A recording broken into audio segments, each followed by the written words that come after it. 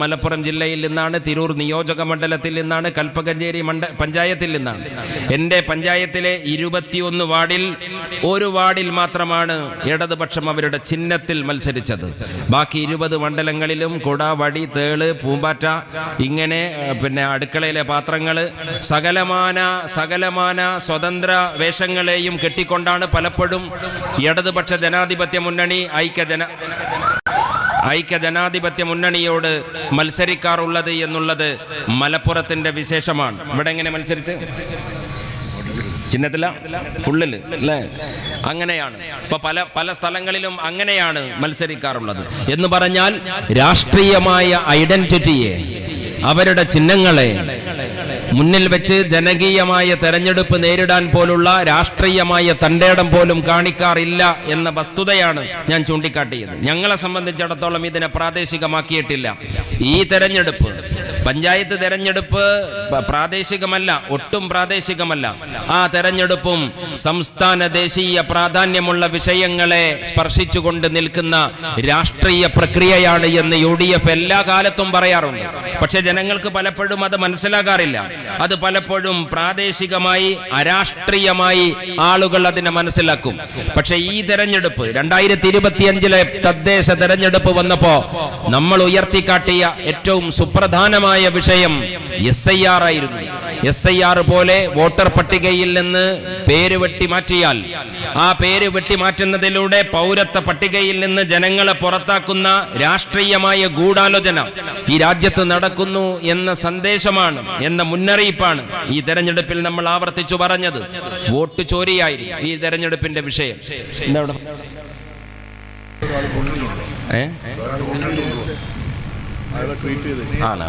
Okay,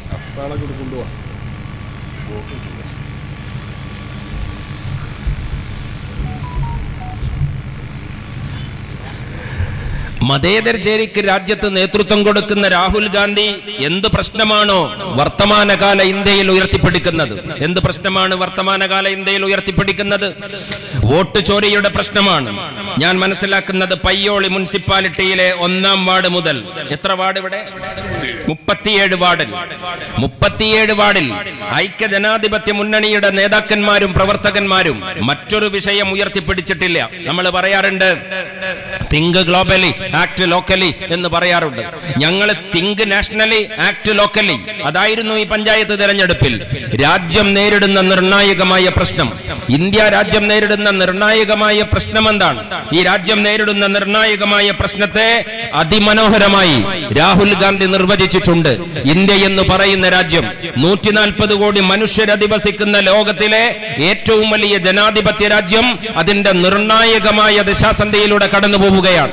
140 കോടി മനുഷ്യന്മാരെ നിങ്ങൾക്ക് ജാതിയിൽ വിഭജിക്കാം, 140 കോടി മനുഷ്യന്മാരെ നിങ്ങൾക്ക് ഭാഷയിൽ അവരെ വിഭജിക്കാം, ഉപജാതിയിൽ വിഭജിക്കാം, ഉപദേശീയതയിൽ വിഭജിക്കാം. മനുഷ്യരുടെ വ്യത്യസ്തമായ വൈവിധ്യങ്ങളുടെ അടിസ്ഥാനത്തിൽ ഈ രാജ്യത്തിന്റെ ജനതകൾക്ക്, അവരുടെ സംസ്കാരത്തിന്, അവരുടെ ഉപദേശീയതകൾക്ക് നിങ്ങൾക്ക് അതിർത്തി വരക്കാം. പക്ഷേ നരേന്ദ്രമോദി രാജ്യം ഭരിക്കുന്ന നമ്മുടെ രാജ്യത്തിന്റെ രാഷ്ട്രീയ സാഹചര്യത്തിൽ ഞങ്ങൾ വരച്ചത് വിഭജനത്തിന്റെ ഉറ്റവരയാണ്. രാഹുൽ ഗാന്ധി ആ വിഭജനത്തിന്റെ മനോഹരമായ വര വരച്ചു. ഞങ്ങളുടെ ഈ ശബ്ദം കേൾക്കുന്ന ഈ അങ്ങാടിയിലെ പൊതുജനങ്ങളെ ഇവിടെ ഞങ്ങൾ സ്വീകരണം നൽകി ആഘോഷിച്ച് എല്ലാ പ്രദേശത്തും ഈ ആഘോഷം നടന്നുകൊണ്ടിരിക്കുകയാണ്. മലപ്പുറം ജില്ലയിൽ ഇന്നലെ ഊക്കിൽ ആഘോഷിക്കുകയാണ്. എന്ന് പറഞ്ഞാൽ തെരഞ്ഞെടുപ്പ് ജയിച്ച അന്നായിരിക്കും ഏറ്റവും വലിയ ആഘോഷം. അതിന്റെ അടുത്ത ദിവസം പിന്നെ ഒന്നും കൂടി ഒരുങ്ങിയിട്ട് നമ്മൾ ആഘോഷിക്കും. പക്ഷെ ഇന്നലെ എന്റെ തിരൂരിലും കൽപ്പകഞ്ചേരിയിലും ഒക്കെ ഇന്നലെ പ്രത്യേകമായ ആഘോഷം. അപ്പൊ ഞാൻ തെരുവിൽ ഇറങ്ങിയപ്പോൾ കുട്ടികൾക്കൊക്കെ ഞാൻ ചോദിച്ചു, ഇതെന്താപ്പത്? ആ തെരഞ്ഞെടുപ്പിന്റെ ഇമ്പാക്ട് നടന്ന അന്നത്തെ ദിവസം ഇല്ലാത്ത, അടുത്ത ദിവസം ഇല്ലാത്ത ആഘോഷത്തിന്റെ ഒരു രഹസ്യം എന്താണെന്ന് അന്വേഷിച്ചു. ഇവിടെ അങ്ങനത്തെ ഒരു ഉത്തരവുണ്ടോന്ന് എനിക്കറിയില്ല. മലപ്പുറം ജില്ലാ കലക്ടറുടെ ഒരു ഉത്തരവുണ്ട്. ഇവിടെ ഉണ്ടോ? നിങ്ങൾക്ക് ആഘോഷത്തിന് നിയന്ത്രണം വന്നിട്ടുണ്ടോ? എന്നാ മലപ്പുറത്ത് നിയന്ത്രണം വന്നിട്ടുണ്ട്. നിയന്ത്രണത്തിന്റെ അന്ന് തന്നെ, ജയിച്ച അന്ന് തന്നെ 2-3 ദിവസം കഴിഞ്ഞപ്പോൾ തന്നെ 8 മണി എന്നുള്ള ഒരു ടൈം ലൈൻ കൊടുത്തിരുന്നു. ഇസ്മായിൽ മലപ്പുറത്ത് 8 മണി എന്ന് പറഞ്ഞ് ഇന്നലെ 7 മണിയാക്കിയിട്ട് നിർത്തി. അപ്പൊ നമ്മൾ ആഘോഷം ഉണ്ടായിരുന്നു 7 മണിക്ക് ഉണ്ടായിരുന്നു. അപ്പോ ഇന്നലെ 8 മണി 7 മണിയൊക്കെ ആക്കിയിട്ട് നമ്മുടെ ആഘോഷത്തിന്റെ ടൈം ലൈൻ നിശ്ചയിക്കുന്ന ഒരു പണി മലപ്പുറത്തെ കളക്ടറും പോലീസും ഉണ്ട് എന്ന് നമ്മൾ മനസ്സിലാക്കി, നമ്മുടെ പ്രവർത്തകർ മനസ്സിലാക്കിയപ്പോഴാണ് പ്രവർത്തകർക്ക് ആവേശം കൂടിയത്. മലപ്പുറം എന്നൊക്കെ പറഞ്ഞു കഴിഞ്ഞാൽ ഈ കളക്ടറും അവിടുത്തെ പോലീസ് സൂപ്രണ്ടും മനസ്സിലാക്കാത്ത ഒരു കാര്യം ഉണ്ടല്ലോ. ഞാൻ മനസ്സിലാക്കുന്നത് അല്ലേ, കുഞ്ഞാലി മരക്കാരുടെ കൊട്ടക്കലിന്റെ പരിസരത്തല്ലേ നമ്മുടെ ഈ യോഗം നടക്കുന്നത്. അപ്പോ ഞാൻ വരുന്നത് വാരിയംകുന്നൻ കുഞ്ഞാമദാജിയുടെ മലപ്പുറത്ത് നിന്നാണ്. അപ്പോ എനിക്ക് മലപ്പുറത്ത് നിന്ന് പയ്യോളിയിലേക്ക് വരുമ്പോ വർത്തമാനകാല രാഷ്ട്രീയത്തിൽ ഞാൻ കൽപ്പകഞ്ചേരിയിൽ നിന്ന് യാത്ര തിരിച്ച് പയ്യോളിയിൽ വന്നിറങ്ങുമ്പോൾ മുസ്ലിം ലീഗിന്റെ മെമ്പറായി മുസ്ലിം ലീഗിന്റെ അംഗമായ ഒരാൾ എന്റെ ഗ്രാമപഞ്ചായത്തിൽ പ്രസിഡന്റായ സന്തോഷത്തിന്റെ ലഡു കഴിച്ചുകൊണ്ട് ഞാൻ പയ്യോളിയിൽ വന്നിറങ്ങുമ്പോൾ എന്റെ പാർട്ടിയുടെ മുന്നണിയുടെ ഒരു ചെയർമാനും ചെയർപേഴ്സണും നിങ്ങൾ അധികാരമേൽക്കുന്നതിന്റെ സന്തോഷത്തിന്റെ വർത്തമാനകാല സന്തോഷം മാത്രമല്ല, ഈ രാജ്യത്തിന്റെ സ്വാതന്ത്ര്യത്തിന് വേണ്ടി പടയോട്ടം നടത്തിയ വാരിയംകുന്നന്റെ മണ്ണിൽ നിന്ന് ഞാൻ വന്നിറങ്ങുന്നത് ഈ രാജ്യത്തിന്റെ സ്വാതന്ത്ര്യത്തിന് വേണ്ടി പോരാട്ടം നടത്തിയ കുഞ്ഞാലിമരക്കാരുടെ മണ്ണിലാണ് എന്നുള്ളത്. നമ്മൾ തമ്മിലുള്ള ഭൂമിശാസ്ത്രപരമായ ഒരു അടുപ്പമാണ്, മനഃശാസ്ത്രപരമായ ഒരു അടുപ്പമാണ്. ആ ഭൂമിശാസ്ത്രപരമായ മനഃശാസ്ത്രപരമായ അടുപ്പത്തിന്റെ നടുവിൽ നിന്നുകൊണ്ട് ഞാൻ നിങ്ങളോട് സംസാരിക്കുമ്പോ നമ്മുടെ ആഘോഷങ്ങൾക്ക് കലക്ടർ ഏമാനന്മാര് പരിധി നിശ്ചയിക്കുമ്പോ ആ പരിധികളെ നിശ്ചയിക്കാൻ, ആ പരിധികളെ മാനിക്കാൻ നമുക്ക് ബാധ്യതയില്ല എന്ന് സൗമ്യമായി നമ്മൾ അവരോട് പറയുന്നു. അങ്ങനെ പറയാനുള്ള രാഷ്ട്രീയമായ തന്റെ ഇടം, അങ്ങനെ പറയാനുള്ള രാഷ്ട്രീയമായ പശ്ചാത്തലം എന്ന് പറഞ്ഞാൽ ബ്രിട്ടീഷുകാരന്റെ തിട്ടൂരത്തിന്റെ മുന്നിൽ വകവെക്കാത്ത മലപ്പുറത്തെ മലബാറിലെ കുഞ്ഞാലിമരക്കാരുടെ കോട്ടമുറ്റത്തെ വാരിയംകുന്നൻ കുഞ്ഞാഹമ്മദാജി മരണപ്പെട്ട് വീണ മണ്ണില് ബ്രിട്ടീഷുകാരന്റെ കലക്ടർ ഏമാനന്റെ മുന്നില് അനുസരിക്കാൻ മനസ്സില്ല എന്ന് പറഞ്ഞ ഒരു തലമുറയുടെ പേരക്കുട്ടികള് പിണറായി വിജയന്റെ പോലീസ് ഏമാനന്റെ കാക്കിയുടുപ്പിന്റെ മുന്നില് തലകുനിക്കും എന്ന് തെറ്റിദ്ധരിച്ച പോലീസ് സേനയെ വെല്ലുവിളിച്ചുകൊണ്ട് UDF സിന്ദാബാദ് എന്ന് വിളിച്ച് ഞങ്ങൾ ഇന്ന് മലപ്പുറത്ത് പ്രകടനം നടത്തിയിട്ടുണ്ട്. അതുകൊണ്ട് പറയാണ് 10 മണി ടൈമൊക്കെ പാലിച്ചാൽ മതി. മുസ്ലിം ലീഗിന്റെ പ്രവർത്തകരോട് ഞാൻ പറയാണ്, നമ്മൾ ഒറ്റ കാര്യത്തിനാണ് അലർട്ട് ഉണ്ടാവേണ്ടത്. എന്താണ് ആ കാര്യം? നിങ്ങളുടെ ഈ പ്രദേശത്ത് ഒരു പാർട്ടി പ്രവർത്തനം നടത്തുമ്പോൾ, ഒരു ജാഥ നടത്തുമ്പോൾ, ഒരു നോട്ടീസ് ഒട്ടിക്കുമ്പോൾ, ഒരു പോസ്റ്റർ വെക്കുമ്പോൾ, ഒരു കൊടി കെട്ടുമ്പോൾ, ഒരു സമ്മേളനം നടത്തുമ്പോൾ ഒറ്റ കാര്യത്തിൽ കൺസേൺ ആയാൽ മതി. എന്താ നമ്മുടെ കൺസേൺ? നമ്മുടെ പ്രദേശത്തെ മുസ്ലിം ലീഗ് പ്രവർത്തനത്തിന്റെ ഭാഗമായി ആ പ്രദേശത്തിന്റെ പ്രാദേശികമായ സൗഹൃദം, ഏത് സൗഹൃദം? മതപരമായ സൗഹൃദം. ഇതര മതവിഭാഗങ്ങൾക്ക് വിഷമമുണ്ടാക്കുന്ന യാതൊരു അർത്ഥത്തിലുള്ള ഒരു പണിയും ചെയ്യാതിരിക്കുക എന്ന രാഷ്ട്രീയ ജാഗ്രതയിൽ കോംപ്രമൈസ് ഇല്ല. അതിൽ നമ്മൾ കോംപ്രമൈസ് ഇല്ല. അങ്ങനെ വന്നു കഴിഞ്ഞാൽ മാറ്റിവെക്കേണ്ടുന്ന വലിയ സമ്മേളനം നമ്മൾ മാറ്റിവെക്കും. അങ്ങനെ വന്നു കഴിഞ്ഞാൽ നിർത്തിവെക്കേണ്ടുന്ന സമ്മേളനങ്ങൾ നിർത്തിവെക്കും. ആ ഒരു സൗഹൃദത്തിന്റെ അടിസ്ഥാനത്തിൽ ഞാൻ കഴിഞ്ഞ ദിവസം കൊടുവള്ളി മുനിസിപ്പാലിറ്റിയിലെ ഒരു പ്രദേശത്ത് ചെന്നപ്പോ ആദ്യം തന്ന ഡേറ്റ് അല്ല, പിന്നീട് തന്ന ഡേറ്റ് 3 ദിവസം പെട്ടെന്ന് സമ്മേളനം മാറ്റിവെച്ചു. അപ്പൊ ഞാൻ അവിടുത്തെ പ്രവർത്തകരോട് ചോദിച്ചു എന്ത് സംഭവിച്ചു. അപ്പോൾ ആ പ്രദേശം AP മുഹമ്മദ് മുസ്ലിയാർ എന്ന് പറഞ്ഞാൽ കാന്തപുരം AP അബൂബക്കർ മുസ്ലിയാരുടെ സമസ്ത പ്രസ്ഥാനത്തിന്റെ ഏറ്റവും പ്രധാനപ്പെട്ട പണ്ഡിതനായിരുന്ന ചെറിയ AP ഉസ്താദ് എന്ന് SSFന്റെ പ്രവർത്തകരൊക്കെ വളരെ ബഹുമാനത്തോടെ വിളിക്കുന്ന AP ഉസ്താദ് ആ പ്രദേശത്ത് അദ്ദേഹത്തിന്റെ പ്രദേശമാണ്. അപ്പൊ ചെറിയ AP ഉസ്താദ് എന്ന് വിളിക്കപ്പെടുന്ന ആ പണ്ഡിതന്റെ വിയോഗത്തിന്റെ 4ാം വർഷമോ 5ാം വർഷമോ ആണ്. അതിന്റെ ഒരു മൗലൂദ് പരിപാടി, ഒരു അനുസ്മരണ പരിപാടി അവിടെ നടക്കുന്നുണ്ട്. ആ പരിപാടി നടക്കുമ്പോൾ അവർ എന്നോട് പറഞ്ഞത്, വേണമെങ്കിൽ നമുക്ക് അങ്ങാടിയിൽ ഒരു സമ്മേളനം നടത്താം. പക്ഷെ നമ്മളെ സമ്മേളനം നടക്കുമ്പോൾ അപ്പുറത്ത് മൈക്ക പെർമിഷന്റെ ഒരു പ്രശ്നമൊന്നുമില്ല. പക്ഷെ എന്നാലും അപ്പുറത്ത് ആ മദ്രസയിൽ അങ്ങനെ ഒരു പരിപാടി നടക്കുമ്പോ നമ്മുടെ നാട്ടിലെ ഒരു പണ്ഡിതൻ, ആ പണ്ഡിതനെ ആദരിക്കേണ്ടത് നമ്മുടെ ബാധ്യതയാകുമ്പോ, കുട്ടികൾ എന്നോട് ഇങ്ങോട്ട് പറഞ്ഞതാണ്, അവർ സ്വമേധയാ തീരുമാനിച്ചതാണ്. ആ ചെറിയ AP ഉസ്താദിന്റെ അനുസ്മരണത്തിന്റെ ഭാഗമായി സംഘാടകർ പരിപാടി മാറ്റിവെക്കാനൊന്നും പറഞ്ഞിട്ടില്ല. പക്ഷേ നമ്മളതിനെ മാനിക്കുന്നത് എന്തുകൊണ്ടാണ്? നമ്മൾ മതമുള്ള ജീവന്റെ ഭാഗമാണ്, മതമില്ലാത്ത ജീവന്റെ ഭാഗമല്ല എന്നതുകൊണ്ട് മതമുള്ള ജീവനും ജീവനുള്ള മതവും നമ്മുടെ വിശ്വാസത്തിന്റെ ഭാഗമായതുകൊണ്ട് നമ്മൾ ഈ വിഷയങ്ങളെയൊക്കെ മാനിക്കും. അത് VS അച്യുതാനന്ദൻ സലാത്ത് നഗറിലേക്ക് സമ്മേളനത്തിന് പോയ മാതിരിയുള്ള വേഷം കെട്ടലല്ലാതെ മലപ്പുറത്തെ വലിയ സലാത്ത് നഗർ സമ്മേളനത്തിൽ VS വന്നപ്പോ കൂളുള്ളവനോടൊക്കെ ചോദിച്ചു എന്താ പ്രസംഗിക്കേണ്ടതെന്ന്. അപ്പൊ ഞാൻ ഇവിടെ വരുമ്പോ സദക്ക സാഹിബിനോട് ഒക്കെ ചോദിച്ചു എന്താ പരിപാടി. അപ്പൊ ആർക്കും യാതൊരു പിടുത്തമില്ല. നാമുക്കെ മുസൽമാൻ കാമുക്കെ നെയ്യും, അതാണ് കൂടെയുള്ള മാപ്പിള സഖാക്കള്. ഓൻക്കിത് സലാത്തും ദിക്റൊന്നും തിരിയില്ല. അങ്ങനെ ആ കേറുന്ന വേദിയിലേക്ക് വലിയ കവാടത്തിൽ വലിയ ഗേറ്റും ബോർഡുണ്ട്, എന്താണ് സലാത്ത് നഗർ. ഇപ്പൊ നഗർ കണ്ടു കഴിഞ്ഞാൽ സഖാക്കളുടെ ഒരു വീക്ക്നെസ് ആണ്. ഇപ്പൊ VS പറഞ്ഞത്രേ ഇനി എനിക്ക് ആരും ക്ലാസ് തരണ്ട, ഞാൻ തന്നെ പ്രസംഗിച്ചോളാന്ന്. അങ്ങനെ അദ്ദേഹം പ്രസംഗം തുടങ്ങിയപ്പോ പറഞ്ഞു, മഹാനായ സലാത്ത് സാഹിബിന്റെ അനുസ്മരണത്തിൽ ഉയർത്തിക്കെട്ടിയ ഈ പന്തൽ ആരായിരുന്നു? സലാത്ത് സാഹിബ്. എന്ന് സലാത്ത് സാഹിബിനെ പറ്റി ഒരു 10 മിനിറ്റ് പ്രസംഗം അല്ലേ? അപ്പോ ആ മട്ടിൽ മതമില്ലാത്ത ജീവനും മതമുള്ള ജീവനും തമ്മിലുള്ള വ്യത്യാസമാണ്. അപ്പോൾ നമ്മൾ നമ്മുടെ ഒരു പ്രദേശത്ത് ആ അർത്ഥത്തിൽ നമ്മൾ മാനിക്കും. പക്ഷെ അതിനപ്പുറത്തേക്ക് പോലീസിന്റെ ഭീഷണിയും പോലീസിന്റെ തിട്ടൂരവും മുസ്ലിം ലീഗിന്റെ പ്രവർത്തകർക്കുമേൽ ഒരു പ്രത്യേകമായ അച്ചടക്കത്തിന്റെ നിബന്ധനകളൊക്കെ വെച്ച് കഴിഞ്ഞാൽ അത് മാനിക്കേണ്ടതിന്റെ ആവശ്യമില്ല എന്ന് നമ്മുടെ പ്രവർത്തകർ തീരുമാനിച്ചതിന്റെ ഭാഗമായി മലപ്പുറത്തെ 90 എന്താ സംഭവം എന്നറിയോ നിങ്ങള്? ഈ പോലീസ് ഏമാനന് ഈ കൊട്ടേഷൻ കൊടുത്തിരിക്കുന്ന കാര്യം അറിയോ? മലപ്പുറം ജില്ലാ പഞ്ചായത്തിലെ മുഴുവൻ ജില്ലാ പഞ്ചായത്ത് സീറ്റും ഐക്യ ജനാധിപത്യ മുന്നണി തൂത്തുവാരി എന്ന വാർത്ത നിങ്ങൾക്കറിയാം. മലപ്പുറത്താകെ 94 ഗ്രാമപഞ്ചായത്താണ്. 94 ഗ്രാമപഞ്ചായത്തിൽ 4 പഞ്ചായത്ത് ബാക്കി വെച്ചിട്ട് ഒരു ഓർമ്മക്ക് വേണ്ടി, ഒരു നന്ദിക്ക് വേണ്ടി, ഒരു എന്താ പറയാ, ഒരു ബർക്കത്തിന് വേണ്ടി മാറ്റിവെച്ചുകൊണ്ട് ബാക്കി നിങ്ങൾ ഉണ്ടാകണം. ഞാൻ ബർക്കത്ത് എന്നൊക്കെ പറഞ്ഞു കഴിഞ്ഞാൽ തെറ്റിദ്ധരിക്കണ്ട. ഇടതുപക്ഷ പ്രവർത്തകരും മാർക്സിസ്റ്റ് പാർട്ടി പ്രവർത്തകരും ഒക്കെ നിങ്ങൾ ഉണ്ടാകണം. പക്ഷെ നിങ്ങൾ ഇനി അടുത്ത 5 കൊല്ലം നിങ്ങൾ എന്താ ചെയ്യേണ്ടത് എന്നതിന് നിങ്ങളുടെ മലപ്പുറത്തെ സുൽത്താൻ തന്നെ സഖാക്കളോട് പറയുന്നുണ്ട്. ഈ തദ്ദേശ തെരഞ്ഞെടുപ്പിന് ശേഷം മാർക്സിസ്റ്റ് പാർട്ടിയുടെ സുഹൃത്തുക്കൾ എങ്ങനെ നേരം കളയണം. മലപ്പുറത്തെ സുൽത്താൻ സോഷ്യൽ മീഡിയയിൽ കാണിച്ചു തന്നിട്ടുണ്ട്. പേരക്കുട്ടിനെ തൊട്ടിലാട്ടിയിട്ട് വീട്ടിൽ നേരം കളയുന്ന ദൃശ്യം സോഷ്യൽ മീഡിയയിൽ വന്നിട്ടുണ്ടെങ്കിൽ നിയമസഭാ തെരഞ്ഞെടുപ്പ് കഴിയുന്നതോടുകൂടി ഗോവിന്ദൻ മാഷും പിണറായി വിജയനും പയ്യോളിയിലെ സഖാക്കളും വീട്ടിലെ പേരക്കുട്ടികളെ തൊട്ടിലാക്കിയിട്ട് 5 കൊല്ലം നിങ്ങൾ വിശ്രമിക്കേണ്ടി വരും എന്ന് കേരളം പറഞ്ഞ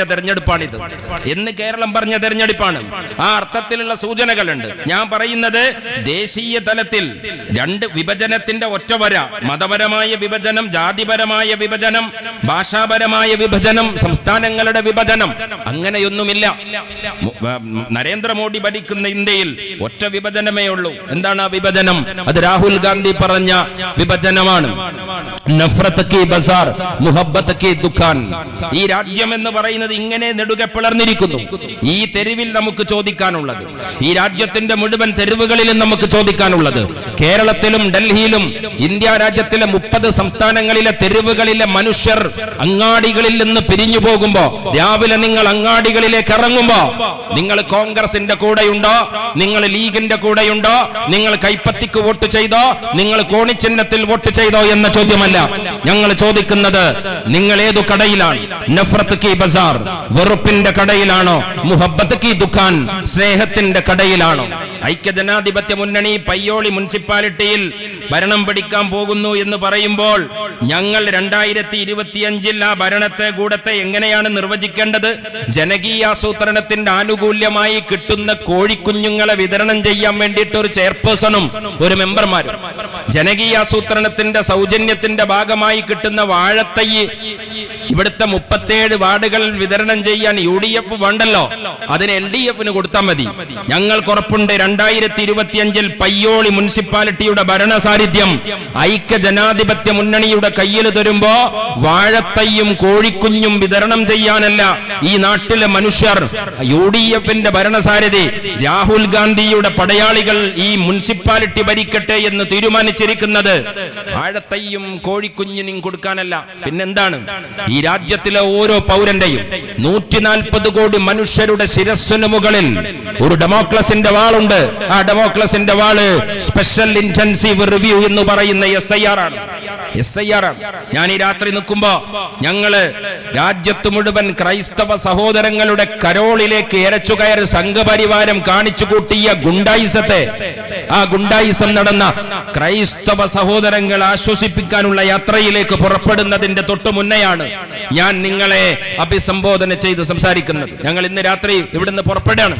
ഞങ്ങൾ ഈ രാജ്യത്തിലെ ക്രൈസ്തവ സഹോദരങ്ങളെ ചേർത്ത് നിർത്തുന്ന ഒരു രാഷ്ട്രീയത്തിന്റെ ഭാഗമായി, പ്രവർത്തനത്തിന്റെ ഭാഗമാകാൻ പോവുകയാണ്. ഈ തെരഞ്ഞെടുപ്പ് ഇവിടെ ഹരിതോത്സവം നടക്കുമ്പോ പയ്യോളി മുനിസിപ്പാലിറ്റിയിലെ UDF-നെ ജയിപ്പിച്ച ജനങ്ങളെ നിങ്ങൾക്ക് അഭിവാദ്യം എന്ന് പറയുമ്പോ ഈ തെരുവുകളിൽ നിറഞ്ഞു കത്തുന്ന നക്ഷത്ര വിളക്കുകളെ നമ്മൾ കാണുകയാണ്. ഇത് ക്രിസ്തുമസിന്റെ സന്തോഷത്തിന്റെ സന്ദർഭമാണ്. ഇത് തിരുപ്പിറവിയുടെ സുവിശേഷം അറിയിക്കുന്ന സന്ദർഭമാണ്. ഇത് ഉണ്ണിയേശുവിന്റെ വചന പ്രഘോഷണങ്ങൾ ആകാശത്ത് മുഴങ്ങുന്ന സന്ദർഭമാണ്. ഇത് ലോകത്ത് മുഴുവൻ ക്രൈസ്തവ സഹോദരങ്ങൾ ദേവാലയങ്ങളിൽ പ്രാർത്ഥിച്ചിരിക്കുന്ന നേരമാണ്. നസ്രയത്തിന്റെ ആകാശത്ത് മനുഷ്യ വിമോചനത്തിന്റെ നക്ഷത്രത്തെ കണ്ടതിന്റെ ഓർമ്മ പുതുക്കുന്ന സുദിനമാണ്. ഐക്യജനാധിപത്യ മുന്നണിയുടെ തെരഞ്ഞെടുപ്പ് ആഘോഷങ്ങളിൽ ഞങ്ങൾക്ക് ഔദ്യോഗികമായി, ഔപചാരികമായി ഞങ്ങൾക്ക് ഈ സന്ദേശങ്ങൾ നേർന്നുകൊണ്ട് നമ്മൾ ഈ ക്രിസ്തുമസിന്റെ ദിവസം കഴിഞ്ഞ് നമ്മൾ പ്രവേശിക്കുന്നത് എവിടേക്കാണ്? നസ്രയത്തിന്റെ ആകാശത്ത് കണ്ട പുൽക്കൂട്ടിലെ നക്ഷത്രം എന്ന് പറയുന്നത് മനുഷ്യ സമൂഹത്തിനുള്ള ഏറ്റവും വലിയ സന്ദേശമാണ്. എന്താണ് ക്രിസ്മസ് മനുഷ്യന് കൊടുക്കുന്ന സന്ദേശം? അത് ഇവിടുത്തെ ക്രിസ്ത്യാനിക്ക് മാത്രമല്ല, മുസ്ലിമിനും ഹിന്ദുവിനും ഈ സന്ദേശം ബാധകമാണ്. എല്ലാ മനുഷ്യരുടെയും ഹൃദയങ്ങൾ പുൽക്കൂടാകട്ടെ. ആ പുൽക്കൂടുകളിൽ എല്ലാ ദിവസവും ഉണ്ണിയേശുവിന്റെ തിരുപ്പിറവി സംഭവിക്കട്ടെ. ഒരു ഉണ്ണിയേശുവിന്റെ തിരുപ്പിറവി എന്ന് പറഞ്ഞാൽ മനുഷ്യ നന്മയുടെ തിരുപ്പിറവിയാണ്. സകലമാന ബൈബിൾ വചനങ്ങളെയും ഒറ്റ വരിയിൽ എഴുതണമെന്ന് എന്നോട് ആവശ്യപ്പെട്ടു കഴിഞ്ഞാൽ 23 കൊല്ലക്കാലത്തെ യേശുക്രിസ്തുവിന്റെ ജീവിത സന്ദർഭങ്ങളെ ഒരു വെള്ളപ്പേപ്പറിൽ മനുഷ്യര് തിരിയുന്ന ഭാഷയിൽ ഒറ്റ വരിയിൽ എഴുതണമെന്ന് പറഞ്ഞാൽ ഞാൻ എഴുതി വെക്കുന്ന വാക്കിതാണ്. ഈ പ്രദേശത്ത് ക്രൈസ്തവ സഹോദരങ്ങൾ ഉണ്ടോ എന്ന് എനിക്കറിയില്ല. അവരുണ്ടെങ്കിലും ഉള്ളതും ഇല്ലാത്തതും നമ്മുടെ പ്രശ്നമല്ല. ഈ പയ്യോളിയിലെ ഈ കൊട്ടക്കൽ, ഈ അങ്ങാടിന്റെ പേരെന്താ? കോട്ടക്കലല്ലേ? ഇവിടെ ക്രിസ്ത്യൻ കമ്മ്യൂണിറ്റി ഉണ്ടോ? അല്ലേ? വളരെ കുറവാണ്. പക്ഷേ പ്രതീകാത്മകമായി നമ്മൾ അഭിവാദ്യം ചെയ്യുമ്പോ ഈ കോട്ടക്കൽ എന്ന് പറയുന്ന ഈ ചെറിയ നാൽക്കവലയിൽ, ഈ ചെറിയ കവലയിൽ നമ്മൾ ഈ സന്ദേശം കൈമാറുമ്പോ അങ്ങനെ പാരസ്പര്യത്തിന്റെ വർത്തമാനങ്ങളൊക്കെ ഒന്ന് പറയും. അത് തെരഞ്ഞെടുപ്പിന്റെ അടവ് നയമായിട്ടല്ല. ശബരിമല സ്വാമിമാർക്ക് ഈ തെരഞ്ഞെടുപ്പിലെ ഏറ്റവും ബദറില് മലക്ക് ഇറങ്ങി എന്നുള്ള കഥ നമ്മൾ കേട്ടിട്ടുണ്ട്. പക്ഷെ പഞ്ചായത്ത് തെരഞ്ഞെടുപ്പിൽ മലക്കിറങ്ങിയത് 2025 നമ്മൾ അറിഞ്ഞത്. UDF-ന്റെയും LDF-ന്റെയും പ്രവർത്തകരുടെ ബോധപൂർവമായ ക്യാമ്പയിനിലല്ല.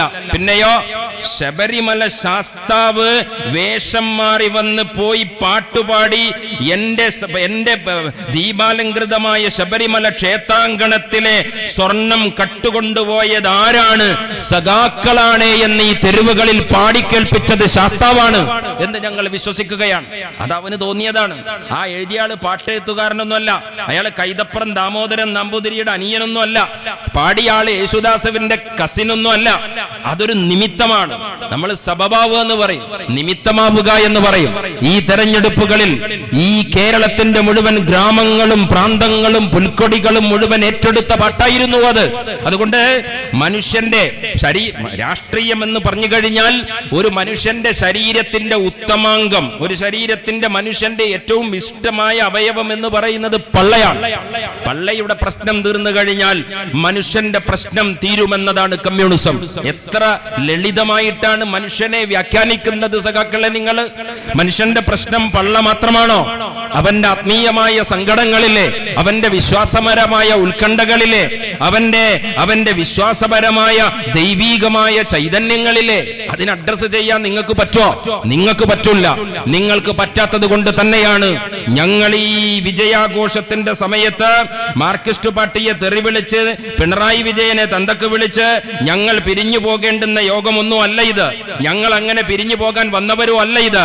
ഞങ്ങൾ പയ്യോളി മുനിസിപ്പാലിറ്റി പിടിച്ചിട്ടുണ്ടെങ്കിൽ ഞാൻ നേരത്തെ പറഞ്ഞ പോലെ നമ്മളൊരു വിഭവ സമൃദ്ധമായ പാർട്ടി തുടങ്ങുന്നതിന്റെ മുമ്പ് സ്റ്റാർട്ടറായിട്ട് ഫസ്റ്റ് സൂപ്പ് കൊടുക്കുന്ന പോലെ ഇത് കേരളത്തിലെ മലയാളി ഐക്യ ജനാധിപത്യ മുന്നണിയുടെ കയ്യിൽ തന്ന സൂപ്പാണ്, സ്റ്റാർട്ടറാണ്. മെയിൻ മീൽ വരാൻ പോവാണ്. ബുഫേ മീല് വരാൻ പോവാണ് സഖാക്കളെ. നിങ്ങൾ ഓർത്തെടുത്തോ, നിങ്ങളെ അമ്മോസാങ്കാനെയും മോളെയും മരുമോൻ പുയ്യാപ്പിളെയും തെരഞ്ഞെടുപ്പിന്റെ അങ്കത്തട്ടിൽ ജനം ബന്ദിയാക്കാൻ പോവുകയാണ് സഖാക്കളെ എന്ന് നിങ്ങൾ മനസ്സിലാക്കണം. അതിന്റെ സൂചനയാണ്. അപ്പോൾ ഞാൻ പറഞ്ഞു വരുന്നത്, നിന്നെപ്പോലെ നിന്റെ അയൽക്കാരനെയും സ്നേഹിക്കുക, നിന്നെപ്പോലെ നിന്റെ അയൽക്കാരനെയും സ്നേഹിക്കുക. എന്താണ് ഈ ക്രിസ്മസ്? എന്താണ് ക്രൂശിലെത്തിയ യേശുവിന്റെ സന്ദേശം? നിന്നെപ്പോലെ നിന്റെ അയൽക്കാരനെയും സ്നേഹിക്കുക. അത് ബൈബിളിന്റെ കേവലമായ വചനമാണ്.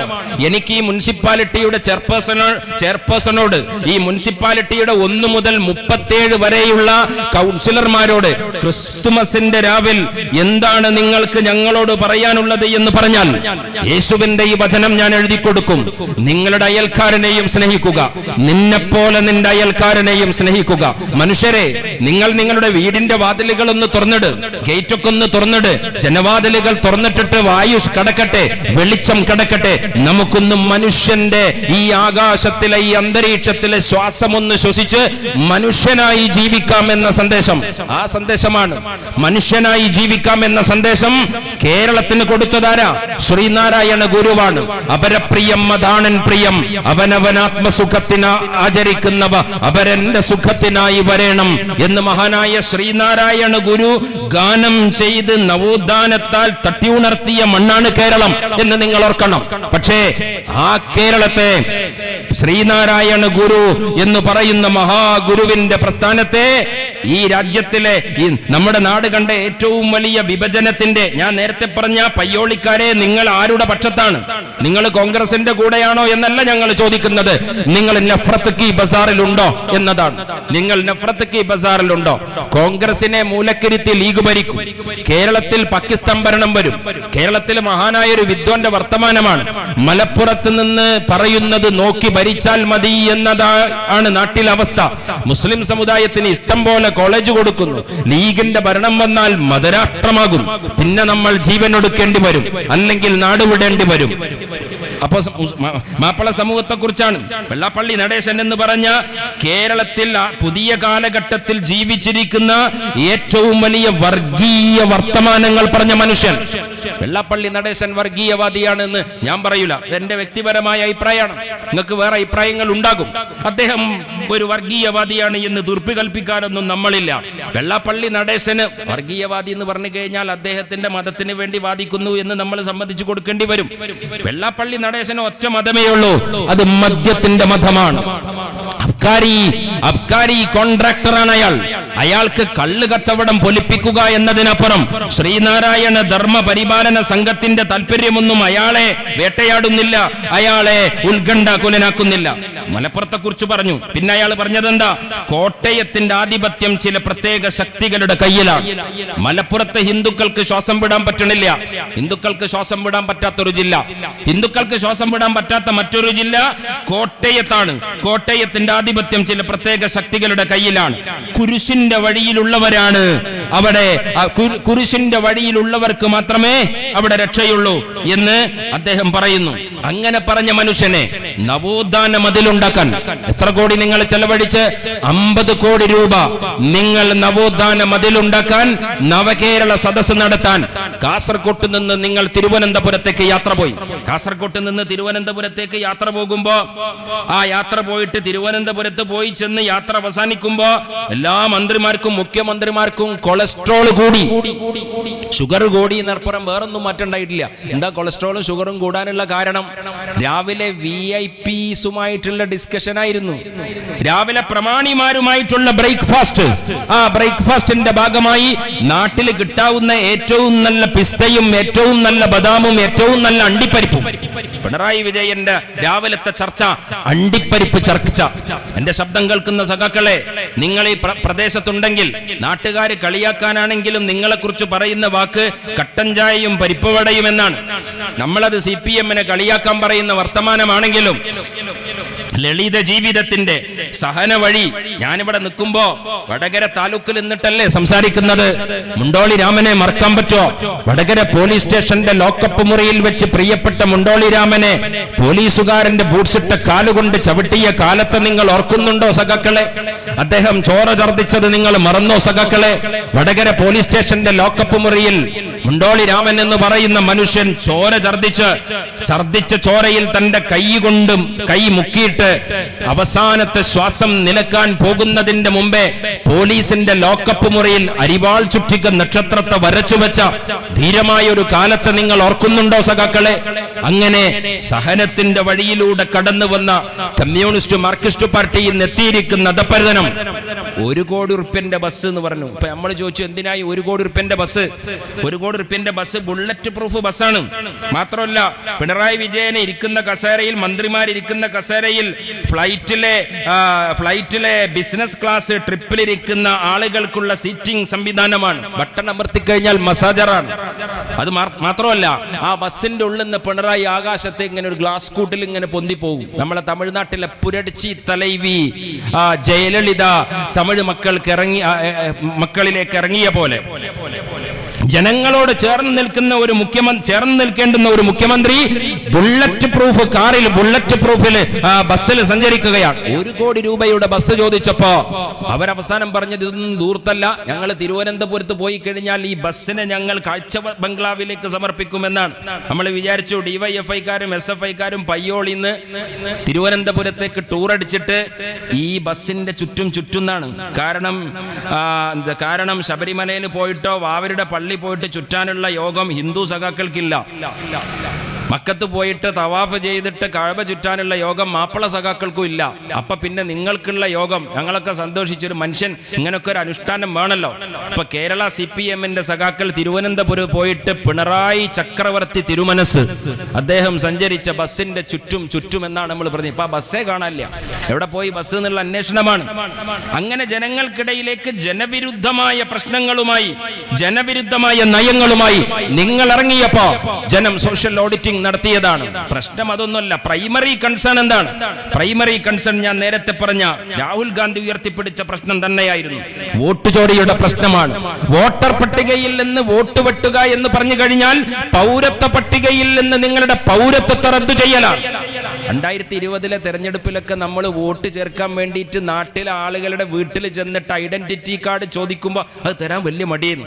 പയ്യോളിയിലുണ്ടോന്ന് എനിക്കറിയില്ല. ഞാൻ എൻ്റെ പഞ്ചായത്തിലെ കഥ പറയണം.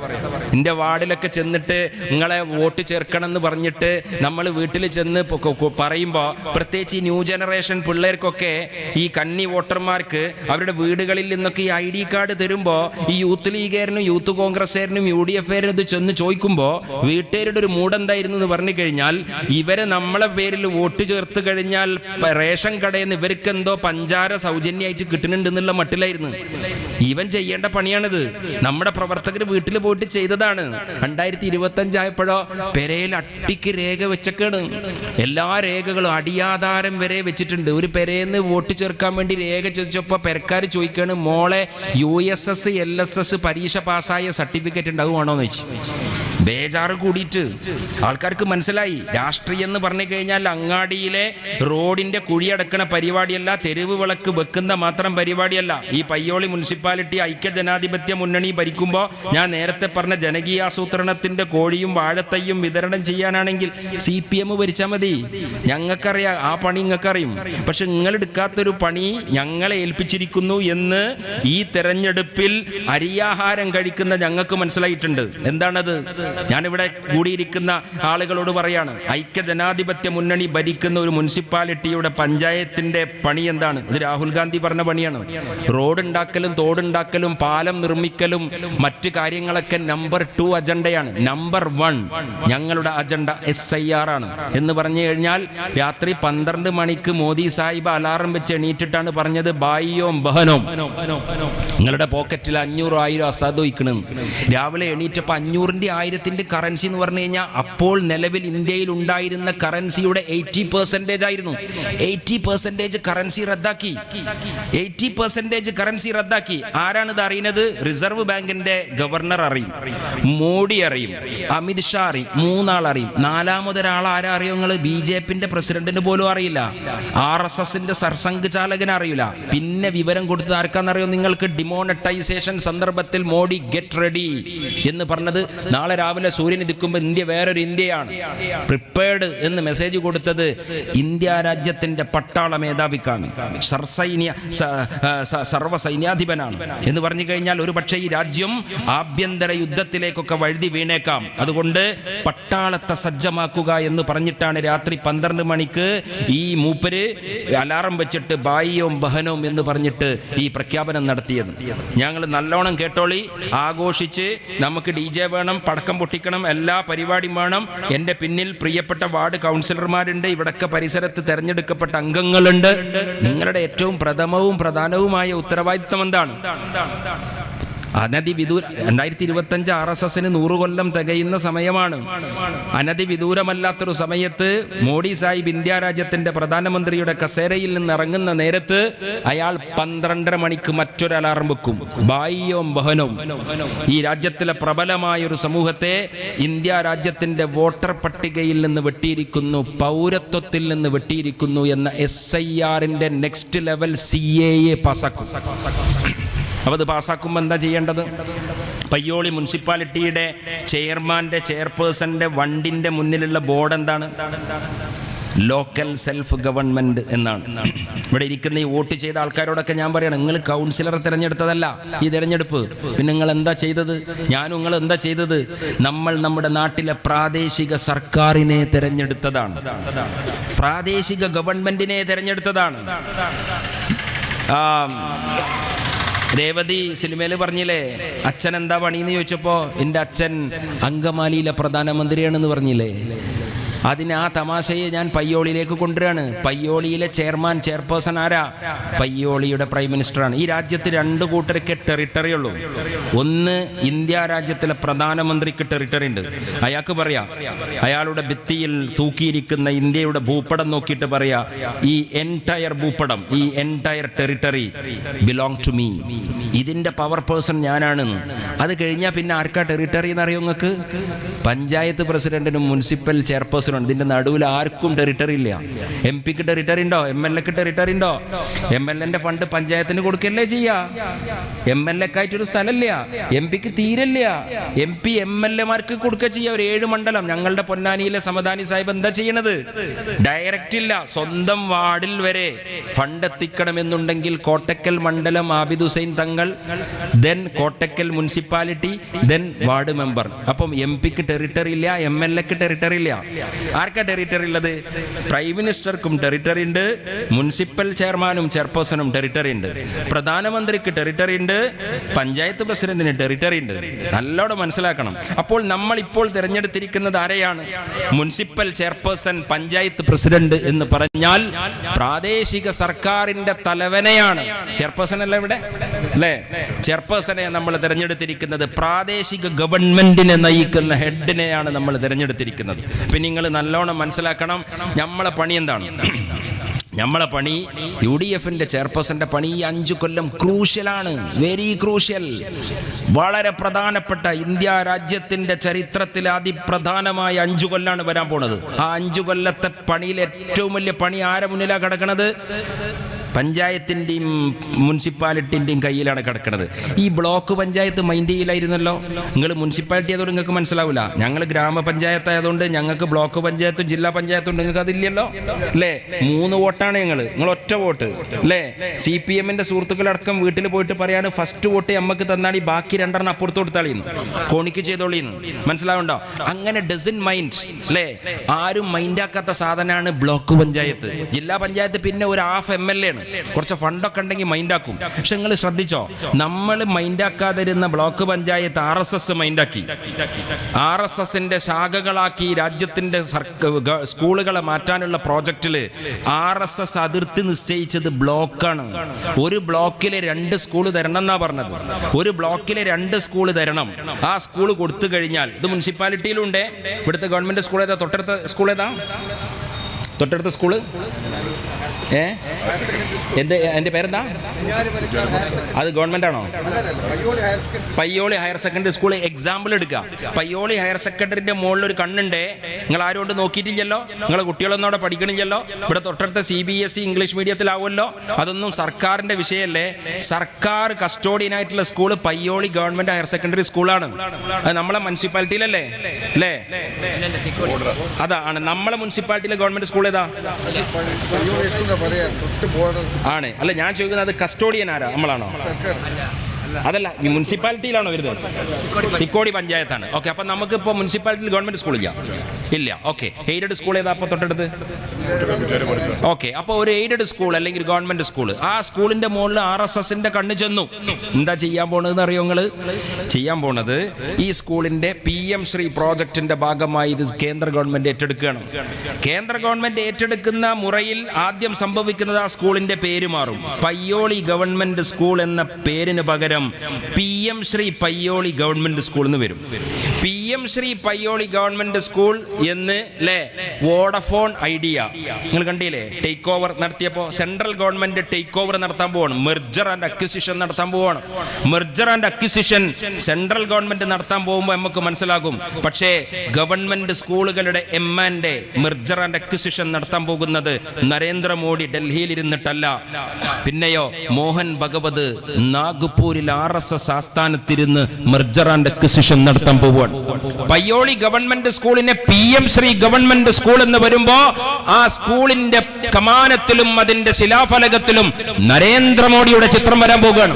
നമ്പർ 1, അതിന്റെ സിലബസ് കേന്ദ്ര ഗവൺമെന്റിന്റെ സിലബസ് ആകാൻ പോവുകയാണ്. ഗുജറാത്തിലെ സിലബസ് ഉണ്ട്.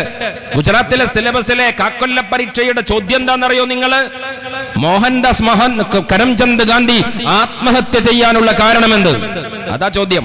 മോഹൻദാസ് കരംചന്ദ് ഗാന്ധി ആത്മഹത്യ, മഹാത്മാഗാന്ധി ആത്മഹത്യ ചെയ്യാനുള്ള കാരണം എന്ത്? എന്നൊരു ബ്രാക്കറ്റിൽ തൂങ്ങി മരിച്ചതാണ്.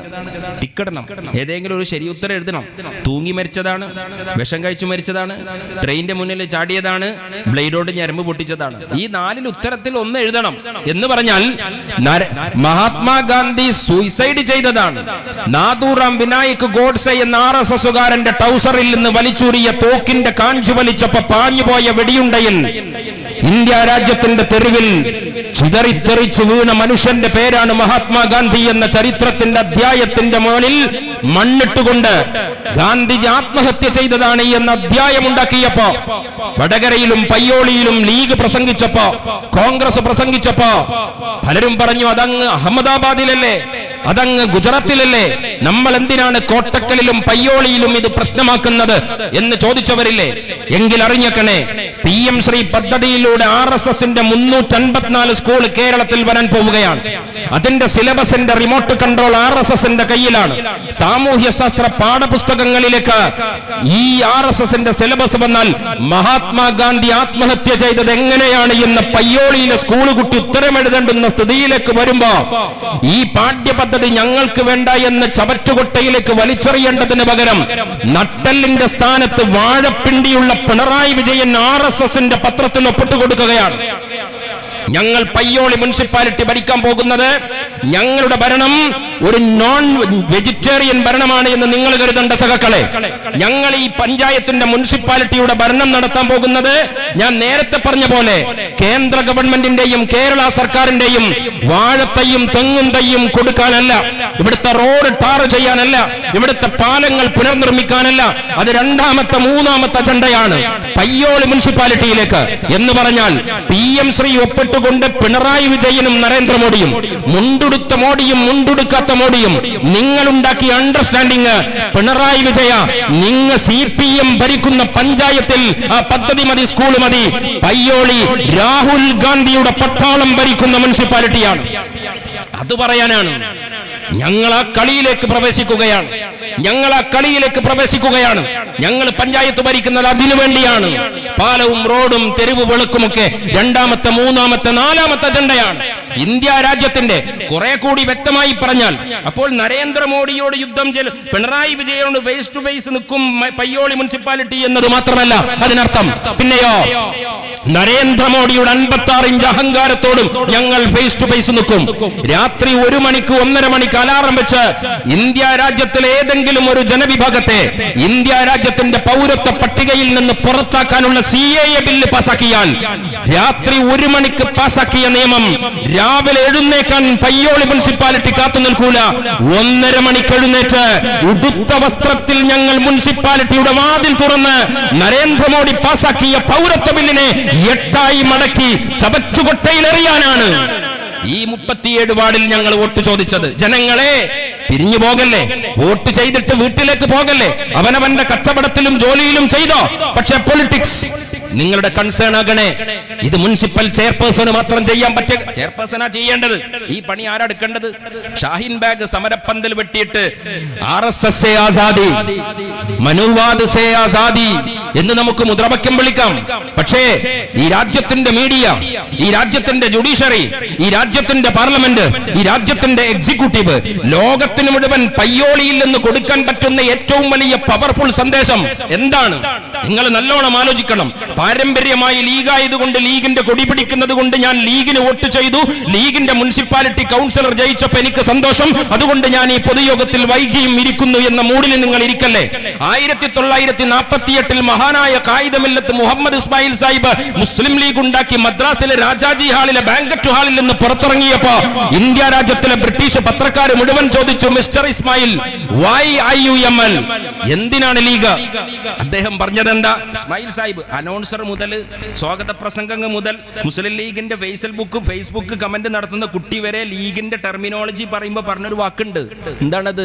ഓണറബിൾ എക്സിസ്റ്റൻസ്, അഭിമാനകരമായ അസ്തിത്വം. 70 കൊല്ലം നമ്മളത് ഇങ്ങനെ പറയരുന്നു, നമുക്ക് മനസ്സിലായിട്ടില്ലായിരുന്നു. എക്സിസ്റ്റൻസ് എന്നല്ല പറഞ്ഞത്, പിന്നെന്താ പറഞ്ഞത്? Honourable existence. നരേന്ദ്രമോദി ഇന്ത്യ രാജ്യത്തിലെ 30 കോടി മുസ്ലിങ്ങളെ മുഴുവൻ ഒരു കപ്പലിലാക്കിയിട്ട് പാക്ക് ചെയ്യാൻ ഓല ആലോചിക്കണേ ഇല്ല. ഓലെന്താ പറഞ്ഞെന്നറിയോ? നിങ്ങൾ ഇവിടെ നിന്നോ, but being second class citizen, we allow, you are provided the chance to be existed. നിങ്ങൾക്ക് ഈ രാജ്യത്ത് നിലനിൽക്കാനുള്ള അവസരം നമ്മൾ തരും. എങ്ങനെ നിൽക്കണം? നിങ്ങൾ രണ്ടാംകിട പൗരന്മാരായിട്ട് നിൽക്കുക എന്ന് പറഞ്ഞാൽ എക്സിസ്റ്റൻസ് ഉണ്ട്, ഓണറബിൾ എക്സിസ്റ്റൻസ് ഇല്ല. മുസ്ലിം ലീഗ് അക്ഷരം തെറ്റാതെ എന്തിനാണ് IUML എന്ന് ചോദിച്ചപ്പോൾ ഞങ്ങൾ പറഞ്ഞിട്ടുണ്ട്, മുനിസിപ്പാലിറ്റി ഭരിക്കാനും MLA ആകാനും MP ആകാനും അധികാരത്തിന്റെ മന്ത്രിമന്ദിരത്തിന്റെ കൊടിവെച്ച കാറിൽ പോകാനുമല്ല. പിന്നെയോ ഈ രാജ്യത്തിലെ പ്രബലമായ ഒരു ന്യൂനപക്ഷത്തിന് ഈ രാജ്യത്ത് നിലനിൽക്കാനുള്ള, ജീവിക്കാനുള്ള അവകാശം എന്നല്ല നമ്മൾ പറഞ്ഞത്. പിന്നെയോ അന്തസ്സോടെ നിലനിൽക്കാൻ, അന്തസ്സോടെ നിലനിൽക്കാൻ. അപ്പോൾ ഇസ്മായിൽ സാഹിബ് പറഞ്ഞ ലീഗ് 1948 നെഹ്റുവിന്റെ കാലത്തല്ല ലീഗിന്റെ പ്രസക്തി, 2025 നരേന്ദ്രമോദിയുടെ കാലത്താണ്. നിങ്ങളുടെ എക്സിസ്റ്റ് ചെയ്തോ എന്ന് മോഡി പറയുമ്പോൾ നമ്മൾ പാർലമെന്റിൽ പറയും, വെറും എക്സിസ്റ്റൻസ് അല്ല, ഓണറബിൾ എക്സിസ്റ്റൻസ്, അന്തസ്സോടെയുള്ള നിലനിൽപ്പ്. അതാണ് നമ്മൾ പറയുന്നത്. ലീഗ് കേസ് കൊടുത്തിട്ടുണ്ട് CAA കേസിൽ. ഞാൻ ആ വക്കീൽ പാനലിന്റെ ഭാഗമായിട്ട് ഇന്ത്യ രാജ്യത്തിന്റെ സുപ്രീം കോടതിയുടെ ചീഫ് ജസ്റ്റിസ് ഓഫ് ഇന്ത്യ CJയുടെ മുറി ആദ്യം കാണുന്നത് CAA കേസിലാണ്. നമ്മൾ കേസ് കൊടുത്തത് ആൾക്കാർ എന്താ വിചാരിക്കുന്നത്? ലീഗരെങ്കിലും മനസ്സിലാക്കേണ്ട ഒരു കാര്യമുണ്ട്, മുസ്ലിം ലീഗരെങ്കിലും ധാരണ തിരുത്തേണ്ട ഒരു കാര്യമുണ്ട്. നമ്മൾ നിയമസഭയിലേക്കൊക്കെ പോവാണ്. പണ്ടത്തെ പോലെ നിങ്ങൾ ഇങ്ങനെ, ഞാൻ മനസ്സിലാക്കുന്നു നിങ്ങൾ അങ്ങനെ ചെയ്തിട്ടുണ്ടാകൂല എന്ന്, ഭാവിയിൽ ഒരിക്കലും ചെയ്യരുത്. തെരഞ്ഞെടുപ്പ് പ്രവർത്തനം എന്ന് പറഞ്ഞു കഴിഞ്ഞാൽ സ്ഥാനാർത്ഥിയുടെ അഭ്യർത്ഥന കത്തും കൊലായിലേക്ക് എറിഞ്ഞിട്ട് നിങ്ങൾ ഇങ്ങനെ വോട്ട് ചെയ്തെന്ന് പറഞ്ഞു പോരേണ്ടതല്ല. ഓരോ വീടിന്റെയും കൊലായിൽ ചെന്നിട്ട് ഇരിക്ക്, അടുക്കളയിൽ ചെന്നിട്ട് ഇരിക്ക്, അമ്മമാരോട് കാണ്, ഉമ്മമാരുടെ കൽബുകളോട് സംസാരിക്ക്. നിങ്ങളുടെ അടുക്കളയിലെ പാചകം ചെയ്യുന്ന പാത്രത്തിന്റെ ഇടവേളകളിലും നിങ്ങളുടെ ഗൗരവമായ ആലോചനയിലേക്ക് രാഷ്ട്രീയം വരണമെന്ന് ഈ മുനിസിപ്പാലിറ്റിയിലെ 37 വാർഡിലെ മനുഷ്യരുടെ ഹൃദയങ്ങളോട് നിങ്ങൾ സംസാരിക്കുക നിരന്തരം.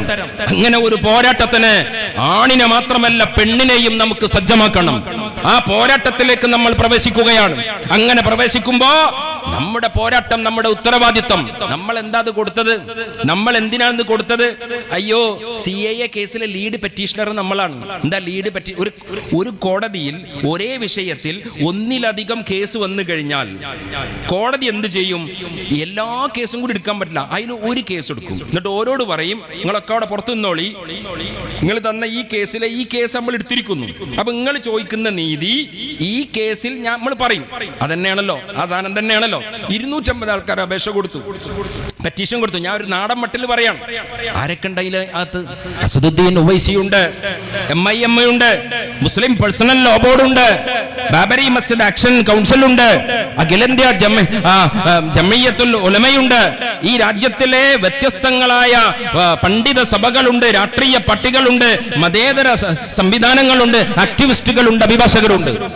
250 പെറ്റീഷനും പരിശോധിച്ചിട്ട് സുപ്രീം കോടതി ചെയ്തത് തത്ത ചീട്ടെടുക്കണ മാതിരി ചീട്ടെടുക്കല്ല ചെയ്തത്. ഈ അപേക്ഷകൾ ഒരു ഓവറാൾ ഓട്ടപ്രദർശനം നടത്തിയത് ഏറ്റവും ഇൻ്റഗ്രേറ്റഡ് ആയിട്ട്, ഏറ്റവും കോംപ്രഹെൻസീവായിട്ട് ഈ പ്രശ്നത്തിന്റെ അപേക്ഷ തയ്യാറെടുത്തിരിക്കുന്നത് ആരാണെന്ന് നോക്കിയിട്ട് ഒരു അപേക്ഷ മാറ്റിവെച്ചു. എന്നിട്ട് സുപ്രീം കോടതി, നിങ്ങൾ വെറുതെ മനസ്സിൽ സങ്കല്പിക്കുക, 250 ആൾക്കാർ, ഉവൈസി അടക്കമുള്ള ഗജപോക്കിരികൾ പുറത്തുണ്ട്. സുപ്രീം കോടതിയുടെ വന്നിട്ട് ചോദിച്ചു, who is PK Kunhalikutty? Supreme കോടതി തെരഞ്ഞെടുത്ത അപേക്ഷ അതാണ്. മുസ്ലിം ലീഗ് കൊടുത്ത, പാർട്ടിയുടെ ദേശീയ ജനറൽ സെക്രട്ടറി കൊടുത്ത അപേക്ഷയാണ്. അപ്പൊ നമ്മൾ ഈ അപേക്ഷ കൊടുത്തപ്പോൾ ആൾക്കാർ വിചാരിച്ചിരിക്കുന്നു, പ്ലീസ് പാവം, ഞങ്ങൾ ഈ നാട്ടിൽ ഇങ്ങനെ ജീവിച്ചു പോയിക്കോട്ടെ, ഞങ്ങൾ ഈ നാട്ടിൽ ജീവിക്കാൻ അതല്ല നമ്മളെ അപേക്ഷയുടെ താല്പര്യം. ഈ കോട്ടക്കൽ അങ്ങാടിയിൽ ഒരു കടയിൽ നിന്ന് കടക്കാരൻ പറയാണ്, കടന്റെ ഉള്ളിൽ ഒരാൾ കയറി പുറത്ത്. ഇവിടുത്തെ വീട്ടിലെ ഒരാൾ ആ വീടിൻ്റെ ഉള്ളിൽ ചെന്ന് ഒരുത്തെന്തോ വർത്താനം പറഞ്ഞപ്പോൾ നമ്മൾ പെരക്കാർ പറയില്ല, എടാ മോനെ പുറത്തു പോ എന്ന് പറയും. അങ്ങനെ പറഞ്ഞു കഴിഞ്ഞാൽ ഒരു കൂട്ടരോട് പുറത്തു പോകണമെന്ന് പറഞ്ഞു കഴിഞ്ഞാൽ അതിൻ്റെ മെസ്സേജ് എന്താ? ഈ സ്ഥലം എൻ്റെതാണെന്നാണ്, ഈ പീഡിയ എൻ്റെതാണ്, ഈ പെര എൻ്റെതാണെന്നാണ്. നരേന്ദ്രമോദി ഇന്ത്യ രാജ്യത്തിലെ മുസ്ലിങ്ങളോട് പുറത്തു പോകൂ എന്ന് പറയുമ്പോൾ മോഡി സാഹിബ് പറഞ്ഞ കാര്യം എന്താ? നമ്മൾ പുറത്തു പോലെ രണ്ടാമത്തെ കാര്യമാണ്. ഒന്നാമത്തെ മെസ്സേജ് എന്താണ്? ഈ രാജ്യം എൻ്റെതാണെന്നാണ്. മുസ്ലിം ലീഗ് കൊടുത്തിരിക്കുന്ന CAA പെറ്റീഷനിലെ ആദ്യത്തെ പാരഗ്രാഫിൻ്റെ താല്പര്യമെന്ന് പറയുന്നത്, ഇന്ത്യ രാജ്യം എന്ന് പറയുന്നത് നരേന്ദ്രമോദിയുടേതല്ല, RSSകാരൻ്റെതല്ല, നിങ്ങളുടെയൊന്നും അപ്പാപ്പന്മാരുടെ സ്വകാര്യ സ്വത്തല്ല ഇന്ത്യ എന്ന പ്രഖ്യാപനമാണ്. ഞങ്ങളെ പുറത്താക്കാൻ നിങ്ങളാരടോ? എല്ലാരും കൂടിയേ പോവുള്ളൂ. RSSനോട് ഞങ്ങൾ പറയാ, നിങ്ങൾ ഈ രാജ്യത്തിലെ പ്രത്യേകമായ ഒരു ജനവിഭാഗത്തെ പുറത്താക്കാൻ നോക്കണ്ട. കപ്പൽ മുങ്ങാണെങ്കിൽ ഒന്നിച്ചേ മുങ്ങൂ എന്ന് RSS മനസ്സിലാക്കണം. അങ്ങനെ മുക്തി നിൽക്കാനൊക്കെ ഉള്ള കപ്പാസിറ്റി രാജ്യത്തിലെ മതേതര ശക്തികൾക്കുണ്ട്, ഈ രാജ്യത്തിലെ മതേതര ശക്തികൾക്കുണ്ട് എന്ന് സംഘപരിവാരം മനസ്സിലാക്കണം. അപ്പൊ പയ്യോളിയിൽ നിന്ന് ലോകത്തിന് കൊടുക്കാവുന്ന പവർഫുൾ മെസ്സേജ് എന്താ? പൗരത്വ പ്രശ്നം വരുന്ന സമയത്ത് പള്ളി കമ്മിറ്റിയുടെ നേതൃത്വത്തിൽ പയ്യോളിയിൽ സമരം, ഒരു വാർത്ത. പൗരത്വ പ്രശ്നത്തിന്റെ പേരിൽ പൗരസമിതിയുടെ പേരിൽ പയ്യോളിയിൽ സമരം, വേറൊരു വാർത്ത. പൗരത്വ പ്രക്ഷോഭവുമായി ബന്ധപ്പെട്ട് വ്യാപാരി വ്യവസായി ഏകോപന സമിതി സമരം നടത്തുന്നു, പ്രമേയം പാസാക്കുന്നു, വേറൊരു വാർത്ത. മറ്റൊരു വാർത്ത, പൗരത്വ ബില്ല് നടക്കൂല എന്നും അതിനെതിരെ പ്രമേയം പാസാക്കി കേന്ദ്ര ഗവൺമെന്റിന്റെ ഈ ബില്ലിനെ ചവറ്റുകൊട്ടയിലേക്ക് ഇട്ടിരിക്കുന്നു. ആര്? പയ്യോളി നഗരസഭയുടെ ഭരണസമിതി പ്രമേയം പാസാക്കിയിരിക്കുന്നു, പ്രക്ഷോഭത്തിലേക്ക് പോകുന്നു. ഏതിനാണ് പവർഫുൾ? അവസാനം പറഞ്ഞതിനാണ്. പള്ളി കമ്മിറ്റി നല്ലതാണ്, മദ്രസ കമ്മിറ്റി നല്ലതാണ്, പൗരസമിതി നല്ലതാണ്. അതൊന്നും ഈ രാജ്യത്തിന്റെ സിസ്റ്റത്തെ കുലുക്കില്ല. ഈ രാജ്യത്തിന്റെ സിസ്റ്റത്തെ കുലുക്കണം. മൂസാ നബി അലൈഹി സ്വലാത്തു വസ്സലാം ഫറോവയുടെ കൊട്ടാരത്തിനകത്തു കയറിയിട്ടാണ് വിപ്ലവം നടത്തിയത്. അതുകൊണ്ടാണ് ഞങ്ങൾ ലീഗ് പറഞ്ഞത്, ഈ പൊളിറ്റിക്കൽ സിസ്റ്റത്തിനകത്ത് നിൽക്കണം. നഗരസഭയും മുനിസിപ്പാലിറ്റിയും ഞങ്ങൾ ഭരിക്കാൻ വെറുതെ വന്നതല്ല. നിങ്ങളൊരു സമൂഹത്തിന്റെ വിശ്വാസത്തിന്റെ മേൽ കൈവച്ചാൽ, അവരുടെ അടയാളങ്ങളുടെ മേൽ കൈവച്ചാൽ, അവരുടെ സംസ്കാരത്തിന് മേൽ കൈവച്ചാൽ, അവരുടെ ആരാധനാലയത്തിന് മേൽ കൈവച്ചാൽ, അവരുടെ ഐഡന്റിറ്റിക്ക് മേൽ കൈവച്ചാൽ, പുറത്തുനിന്ന് പ്ലക്കാർഡ് ഉയർത്തിയിട്ട് നീതിക്ക് വേണ്ടി കെഞ്ചുകയല്ല ഞങ്ങൾ ചെയ്യുക. നിങ്ങൾ ഇരിക്കുന്ന ഇടങ്ങളിലെ കസേരകളിലേക്ക് വിരൽ ചൂണ്ടി സംസാരിക്കാൻ ഞങ്ങൾ ആളുകളെ ഉണ്ടാക്കും. അതുകൊണ്ടാണ് ഇന്ത്യ രാജ്യത്തിന്റെ പാർലമെന്റിൽ മുസ്ലിം ലീഗിന്റെ MP-മാര് നിങ്ങൾ ഇരിക്കുന്ന സ്ഥലത്തങ്ങൾ ഉണ്ടാക്കും. അല്ലാതെ ജന്തർ മന്ദറിൽ പോയിട്ട് പാർലമെന്റിലെ അംഗങ്ങളൊക്കെ പിരിഞ്ഞു പോയിന്റെ ഓല ഫ്ലാറ്റിൽ കിടന്നുറങ്ങുമ്പോ പുറത്തു പോയിട്ട് പ്ലേക്കാർഡ് ഉയർത്തിപ്പിടിച്ച് മുദ്രാവാക്യം വിളിക്കുന്ന സാധുക്കളായ ആക്ടിവിസ്റ്റുകൾ ഉണ്ടാക്കാനല്ല ഇന്ത്യൻ യൂണിയൻ മുസ്ലിം ലീഗ്. പിന്നെയോ മോഡി സാഹിബ് പ്രധാനമന്ത്രിയായിട്ട് ഇരിക്കുന്ന കസേരന്റെ നേരെ ഓപ്പോസിറ്റിൽ മിസ്റ്റർ മോഡി നെവർ കോംപ്രമൈസ്, നിങ്ങളോട് സന്ധി ചെയ്യുന്ന പ്രശ്നമില്ല. ഈ രാജ്യത്ത് 2017 യൂത്ത് ലീഗ് ഉണ്ടാക്കി ഞങ്ങൾ ഈ രാജ്യത്ത് യാത്ര നടത്തി. രാഷ്ട്രീയ പ്രവർത്തനത്തൊക്കെ കോർഡിനേറ്റ് ചെയ്ത് മുന്നോട്ട് നയിക്കുമ്പോൾ നമുക്ക് ഡൽഹിയിൽ ചെന്നൈയിൽ ഒരു ഓഫീസ് ഉണ്ട്. ആ ചെന്നൈയിൽ ഓഫീസ് ഉണ്ടായിരിക്കെ തന്നെ നമ്മൾ ദറിയാഗഞ്ചിൽ പുതിയ ആസ്ഥാന മന്ദിരം തുടങ്ങി. പയ്യോളി മുനിസിപ്പാലിറ്റിയൊക്കെ കൈ നിറഞ്ഞ് ഈ പ്രദേശത്ത് നമ്മുടെ പ്രവർത്തകർ സഹായിച്ചിട്ടുണ്ട്, KMCCയുടെ സുഹൃത്തുക്കൾ സഹായിച്ചിട്ടുണ്ട്. ഭരണമില്ലാത്ത കാലത്ത്, സർക്കാരിന്റെ ഭാഗമല്ലാത്ത കാലത്ത് കോൺട്രാക്ടറുടെ കയ്യിൽ നിന്ന് അവന്റെ കമ്മീഷൻ വാങ്ങേണ്ട ആവശ്യമില്ല. അബ്കാരി കോൺട്രാക്ടറുടെ മദ്യത്തിന്റെ മണമുള്ള പണവും നമ്മൾ സ്വീകരിച്ചിട്ടില്ല. 100% മുസ്ലിം ലീഗ് പാർട്ടി പ്രവർത്തകരുടെ വിയർപ്പിന്റെ നാണയത്തൊട്ടുകൊണ്ട് രാജ്യത്തിന്റെ തലസ്ഥാന നഗരിയിൽ അന്തസ്സുള്ള ആസ്ഥാന മന്ദിരം പണിത പാർട്ടിയാണ് ഇന്ത്യൻ യൂണിയൻ മുസ്ലിം ലീഗ്. പലരും നമ്മളെ പരിഹസിച്ചു, ഭരണമില്ലാത്ത കാലത്ത്, മന്ത്രിയില്ലാത്ത കാലത്ത് നിങ്ങൾക്ക് ഇതൊക്കെ പറ്റുമെന്ന്. പ്രവർത്തകരുടെ മുമ്പിൽ നമ്മൾ ബക്കറ്റ് നീട്ടിയപ്പോ വന്ന പണം മുഴുവൻ 25,000-ന്റെയും 50,000-ന്റെയും 1,00,000-ന്റെയും പൈസ 5% ആൾക്കാർ മാത്രമാണ് തന്നത്. ബാക്കി 95% ഈ ക്രൗഡ് ഫണ്ടിന്റെ ഡിനോമിനേഷൻസ് ഞങ്ങൾ പരിശോധിച്ചപ്പോ 100 രൂപ, 500 രൂപ, 1000 രൂപ തന്നോനാണ്. ഉണ്ടായിന്റെ മെസ്സേജ്, ഈ നാട്ടിലെ മുതലാളിമാരുടെ പണത്തിന്റെ പെട്ടി തുറന്നിട്ടല്ല ലീഗ് ആസ്ഥാന മന്ദിരം ഉണ്ടാക്കിയത്. പിന്നെയോ പാടത്തെ ചേറും ചെളിയുമായി പണിയെടുക്കുന്ന സാധാരണ പ്രവർത്തകർ, ഓട്ടോറിക്ഷ ഓടുക്കുന്ന സാധാരണ മുസ്ലിം ലീഗിന്റെ പ്രവർത്തകർ, കൂലിവേല ചെയ്യുന്ന സാധാരണ മനുഷ്യർ, അവരുടെ ഒരു ദിവസത്തെ വേതനത്തിൽ നിന്ന് മാറ്റിവെച്ച പണം കൊണ്ടാണ് ഇന്ത്യൻ യൂണിയൻ മുസ്ലിം ലീഗ് ദറിയാഗഞ്ചിൽ ആസ്ഥാന മന്ദിരം ഉണ്ടാക്കിയിരിക്കുന്നത്. മോഡി ഇന്ത്യ ഭരിക്കുന്ന കാലത്ത് എന്തിനു വേണ്ടിയിട്ടാണ് യൂത്ത് ലീഗിന്റെ അഖിലേന്ത്യാ ജനറൽ സെക്രട്ടറിയും മുസ്ലിം ലീഗിന്റെ ഇപ്പോൾ ദേശീയ അസിസ്റ്റന്റ് സെക്രട്ടറി എന്ന നിലയിൽ ഞങ്ങൾ പറയട്ടെ, മുസ്ലിം ലീഗിന്റെ രാഷ്ട്രീയ പ്രവർത്തനം മൻമോഹൻ സിംഗ് ഉള്ള കാലത്ത്, അഹമ്മദ് സാഹിബ് ഉള്ള കാലത്ത് ഞങ്ങൾക്ക് ചെന്നൈയിൽ നിന്ന് നടത്തിയാൽ മതി. ഞങ്ങൾക്ക് സൗകര്യം അതാണ്. കേരളത്തിൽ നിന്ന് പോകാൻ, തമിഴ്നാട്ടിൽ നിന്ന് വരാൻ, കർണാടകയിൽ നിന്ന് വരാൻ, സൗത്ത് ഇന്ത്യയിലാണ് നമ്മുടെ ഈ സന്നിധാനമൊക്കെ ഉള്ളത്. പക്ഷേ രാജ്യത്തിലെ ന്യൂനപക്ഷങ്ങളുടെ ജീവനും സ്വത്തും അവകാശങ്ങളും വിശ്വാസത്തിനും നേരെ RSS ഭരിക്കുന്ന ഇന്ത്യ വിരൽ ചൂണ്ടുന്ന സമയത്ത് ഒരു മിനിറ്റ് പോലും പാഴാക്കരുതേ എന്ന് ചിന്തിച്ചുകൊണ്ട് തന്നെയാണ് തലസ്ഥാന നഗരിയിൽ നമ്മൾ പാർട്ടിയുടെ ആസ്ഥാന മന്ദിരം പണിയാനുള്ള ആലോചനയും അതിന്റെ ഉദ്ഘാടനവും നടത്തിയത്. എന്ന് പറഞ്ഞാൽ വളരെ സൂക്ഷ്മതയോടെ 948 ലീഗ് ഉണ്ടാക്കിയത് എന്തിനാണോ ആ ഉണ്ടാക്കിയ ഉദ്ദേശം നടപ്പിലാക്കാണ്ടുന്ന പണികളും അജണ്ടയും തുടങ്ങി വെക്കേണ്ടുന്ന കൊല്ലമാണ് 2025. ആ കാലത്ത് പയ്യോളി മുനിസിപ്പാലിറ്റി നമ്മുടെ കയ്യിൽ വരുന്നു എന്ന് പറയുമ്പോ PM ശ്രീ പിണറായി വിജയൻ ഒപ്പിട്ടാൽ അത് ഒപ്പിടേണ്ട ബാധ്യത സംസ്ഥാന ഭരണ മുഖ്യമന്ത്രി അത് ഒപ്പിട്ടിരിക്കുന്നു എന്നതുകൊണ്ട് ആ ഒപ്പിന്റെ താഴെ ഞങ്ങളുടെ വിരൽ തമ്പ് പതിക്കേണ്ടുന്ന ബാധ്യത ഞങ്ങൾക്കില്ല എന്ന് പറഞ്ഞു കഴിഞ്ഞാൽ പിണറായി വിജയനും നരേന്ദ്രമോദിയും കൊടുത്തയക്കുന്ന കത്ത് ഞങ്ങളൊന്ന് പൊട്ടിച്ച് വായിച്ച്, രണ്ടാം വട്ടം വായിച്ച്, വരികൾക്കിടയിലുള്ള വരികളെയും വായിച്ച ശേഷം മാത്രമേ ഞങ്ങൾ പാസ്സാക്കൂ. ജനാധിപത്യ സിസ്റ്റത്തിൽ പ്രധാനമന്ത്രി നരേന്ദ്രമോദിയും മുഖ്യമന്ത്രിയൊക്കെ പറഞ്ഞത് പാസ്സാക്കണം. ഞങ്ങൾ തിരഞ്ഞെടുത്തിരിക്കുന്ന തദ്ദേശ സ്ഥാപനങ്ങൾ അതിനു വേണ്ടിയിട്ടാണ്, ഞങ്ങളൊന്ന് ആലോചിച്ചിട്ടാണ്. എന്താ കാര്യം? പയ്യോളി മുനിസിപ്പാലിറ്റി അടക്കമുള്ള തദ്ദേശ സ്ഥാപനങ്ങളിൽ ഓടിളക്കിയിട്ടല്ല ഞങ്ങളുടെ ചെയർമാനും ചെയർപേഴ്സണും മെമ്പർമാരും ഇരിക്കുന്നത്. ഈ നാട്ടിലെ ജനങ്ങൾ വോട്ട് ചെയ്ത് അന്തസ്സോടെ ഞങ്ങൾ തിരഞ്ഞെടുക്കപ്പെട്ടവരാണ്. അതുകൊണ്ട് ആ ബാധ്യതയിൽ ഞങ്ങൾക്ക് ഈ തെരഞ്ഞെടുപ്പിനെ, ഈ ദൗത്യത്തെ നിർവഹിക്കാൻ സാധിക്കുമെന്ന ബോധ്യം ഞങ്ങൾക്കുണ്ട്.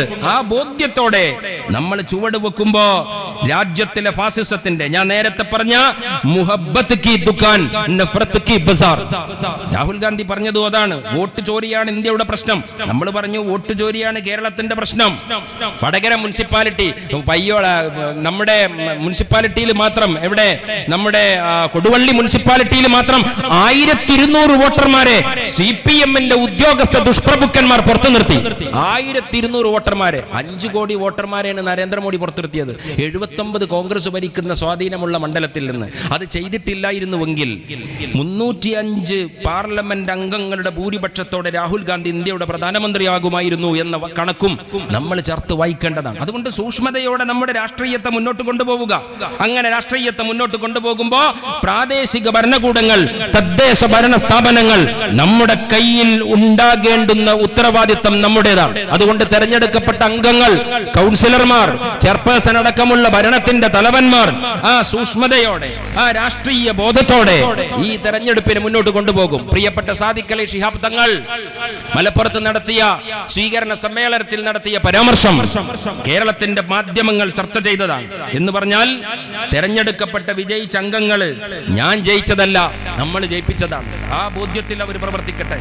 ഞാൻ ജയിച്ചതല്ല, നമ്മൾ ജയിപ്പിച്ചതാണ്. തങ്ങൾ വളരെ കൃത്യമായിട്ട് പറഞ്ഞു. ഒരു കുട്ടി എൻട്രൻസ് പരീക്ഷ പാസ്സായി കഴിഞ്ഞാൽ ആ കുട്ടിക്ക് പറയാം ഞാൻ ജയിച്ചു എന്ന് പറയാം. ഒരു കുട്ടി ഓട്ട മത്സരത്തിൽ ജയിച്ചു കഴിഞ്ഞാൽ ആ കുട്ടിക്ക് പറയാം ഞാൻ ജയിച്ചു എന്ന് പറയാം.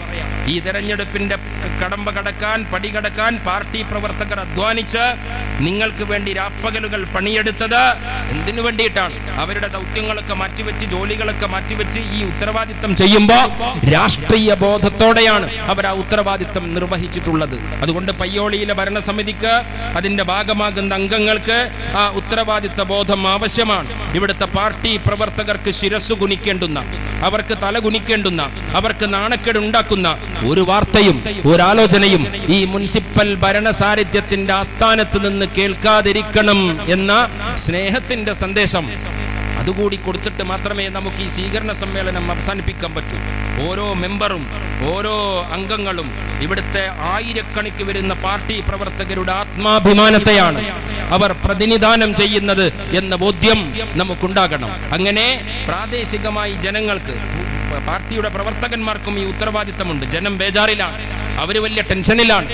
ജനങ്ങളെ ബോധ്യപ്പെടുത്തി ഈ പ്രശ്നങ്ങളൊക്കെ നമ്മൾ മറികടക്കുമെന്ന ആത്മവിശ്വാസം ജനങ്ങൾക്ക് കൊടുക്കേണ്ടുന്ന ഉത്തരവാദിത്വവും ഇന്ത്യൻ യൂണിയൻ മുസ്ലിം ലീഗിന്റെ പ്രവർത്തകരായ നമുക്കുണ്ട് എന്ന് നമ്മൾ മനസ്സിലാക്കണം. അതുകൊണ്ട് ഈ കാലമൊക്കെ കടന്ന്, ഈ പ്രതിസന്ധികളെ കടന്നുകൊണ്ട് തന്നെ പുതിയൊരു കാലത്തെ നമ്മൾ അഡ്രസ് ചെയ്യും. അങ്ങനെ ഒരു പുതിയ കാലത്തിന്റെ പുലരിയിലേക്ക് നമ്മൾ പറന്നുവിടും എന്ന പ്രതീക്ഷയാണ്, എന്ന പ്രാർത്ഥനയാണ് നമ്മളെ മുന്നോട്ട് നയിക്കുന്നത്. തീർച്ചയായും പയ്യോളി മുനിസിപ്പാലിറ്റിയുടെ ഭരണസമിതി കേരളത്തിലെ ഏറ്റവും മികച്ച തദ്ദേശ തെരഞ്ഞെടുപ്പ് സ്ഥാപനമാകാനുള്ള തയ്യാറെടുപ്പിന്റെ ആലോചനകൾ ഉണ്ടാകണമെന്ന് പറഞ്ഞ് കേരളത്തിലെ മികച്ച ഭരണം കാഴ്ചവെക്കാൻ നിങ്ങൾക്ക് സാധിക്കട്ടെ എന്ന് പറഞ്ഞ് ഞങ്ങളെ തെരഞ്ഞെടുത്ത ജനങ്ങളാണ് ഞങ്ങളെ തെരഞ്ഞെടുത്തത്. ലീഗുകാരെ എന്നല്ല, കോൺഗ്രസുകാരെ എന്നല്ല, ഇവിടുത്തെ മുഴുവൻ ജനങ്ങളോടും നമ്മുടെ കടപ്പാടുണ്ട്. പയ്യോളി മുനിസിപ്പാലിറ്റിയുടെ ഭരണസമിതി തെരഞ്ഞെടുപ്പ് വരെയാണ് ഞങ്ങൾ ലീഗും കോൺഗ്രസും പ്രവർത്തകരുടെ ഒക്കെ നോക്കിയത്. പക്ഷെ മുന്നോട്ട് പോകുന്ന സമയത്ത് നമ്മുടെ മുന്നിൽ ജനങ്ങൾ മാത്രമേ ഉള്ളൂ. നീതിയുടെ താല്പര്യത്തിൽ ഈ ഭരണസമിതി മുന്നോട്ട് പോകും. അവിടെ പാർട്ടിയില്ല, അവിടെ പക്ഷപാതിത്വമില്ല. അർഹരായ മനുഷ്യർക്ക് കിട്ടേണ്ടുന്ന ആനുകൂല്യങ്ങൾ കൊടുക്കാനുള്ള ബാധ്യത മുസ്ലിം ലീഗ് പാർട്ടി മുന്നോട്ട് വെക്കും. അതാണ് മലപ്പുറത്ത് നിന്ന് യോഗ്യന്മാരായ, മിടുക്കന്മാരായ ആളുകൾ പലരും ചുറ്റുവട്ടത്ത് നിൽക്കുമ്പോ AP ഉണ്ണികൃഷ്ണൻ എന്ന് പറഞ്ഞ മുസ്ലിം ലീഗ് രാഷ്ട്രീയത്തിന്റെ കൂടെ സഞ്ചരിച്ച ദളിതനായ ഒരു അച്ഛൻ, ആ പിതാവ് ജീവിച്ചിരിക്കുന്നില്ല. ജീവിച്ചിരിക്കുന്ന സമയത്ത് വേണമെങ്കിൽ നേതൃത്വത്തെ പോയി സ്വാധീനിച്ചതാണ് എന്ന് പറയാം. അദ്ദേഹത്തിന്റെ ഓർമ്മയുടെ മുന്നില് യാതൊരു പരിചയവുമില്ലാതെ സ്മിജി എന്ന പെൺകുട്ടി മലപ്പുറത്തിന്റെ ആസ്ഥാനത്ത് നിന്ന് ശുഭവാർത്തകൾ. മലപ്പുറം കള്ളക്കടത്തിന്റെ കേന്ദ്രമാണ്. കരിപ്പൂർ എയർപോർട്ടിൽ നിന്ന് സ്വർണം പിടിച്ചു കഴിഞ്ഞാൽ അത് പാകിസ്ഥാന്റെ സ്വർണമാണ് എന്ന് ശശികല ടീച്ചറും പറഞ്ഞാൽ മനസ്സിലാകും. പക്ഷേ ശ്രീമതി ടീച്ചർ പറയുകയാണ്, ശൈലജ ടീച്ചർ പറയുകയാണ്, അങ്ങനെ കാഫിർ സ്റ്റിക്കർ ഒട്ടിച്ചൊരു സമുദായത്തെ അധിക്ഷേപിക്കുന്ന കാലത്ത് CPM ഞങ്ങൾക്ക് നിങ്ങളോടുള്ള മറുപടി സ്മിജിയെ പോലുള്ള പെൺകുട്ടികളെ മലപ്പുറത്തിന്റെ ആസ്ഥാനത്തിന്റെ ഭരണത്തിന്റെ സ്ഥിരാകേന്ദ്രമേൽപ്പിക്കുക എന്നതാണ്. നിങ്ങൾ കാഫിർ സ്റ്റിക്കർ ഒട്ടിക്കാൻ വേണ്ടി അടുത്ത സ്റ്റിക്കർ കടയിലേക്ക് പോകുമ്പോൾ ഞങ്ങൾ പാണക്കാട്ട് തങ്ങളുടെ വട്ടമേശയിലേക്ക് വിളിച്ച് സ്മിജി എന്ന ഉണ്ണികൃഷ്ണന്റെ മോളെ വിളിച്ചിട്ട്, പൊന്നുമോളെ 45 ലക്ഷം ജനങ്ങളുള്ള ഈ ഭരണത്തിന്റെ മുന്നിൽ നടന്നോ? ആ കുട്ടി പറഞ്ഞു, എനിക്ക് അറിയില്ല, ഞാൻ പറയിട്ടില്ല, ഞാൻ ഒരു LLB ആണ്, ഒന്നും അറിയില്ല. അച്ഛന്റെ രാഷ്ട്രീയം, എന്റെ വീട്ടിലെ മുസ്ലിം ലീഗ് പാർട്ടിയെ കുറിച്ച് അച്ഛൻ പറഞ്ഞു തന്ന കഥകളല്ലാതെ എന്റെ കയ്യിൽ മൂലധനമില്ല എന്ന് പറഞ്ഞപ്പോ പാണക്കാട്ട് കോലായിലേക്ക് വിളിച്ചിട്ട് ദളിതയായ ഒരു പെൺകുട്ടിയെ, മിടുക്കന്മാർ പലരും റിസർവേഷനിലല്ലേ, റിസർവേഷനിൽ കൊടുക്കുന്ന പണിയാണ് രാഷ്ട്രീയ പാർട്ടികൾക്ക്. ഒരിക്കലും മലപ്പുറത്തിന്റെ ജില്ലാ പഞ്ചായത്ത് വൈസ് പ്രസിഡന്റ് റിസർവേഷൻ അല്ല, പകരം ജനറലാണ്. അവിടെ ഷാഹിനയുണ്ട്, അവിടെ ഡോക്ടർ KP വഹീദയുണ്ട്, അവിടെ മിടുക്കികളായ ധാരാളം പെൺകുട്ടികളുണ്ട്. അവരെയൊക്കെ മാറ്റി നിർത്തിയിട്ട് AP ഉണ്ണികൃഷ്ണൻ എന്ന് പറയുന്ന സഹോദര സമുദായത്തിലെ ദളിതയായ ഒരു പെൺകുട്ടിയുടെ ഭരണസാരഥ്യം ഏൽപ്പിക്കുമ്പോ CPM പിണറായി വിജയന്റെ സ്കൂളും പാണക്കാട്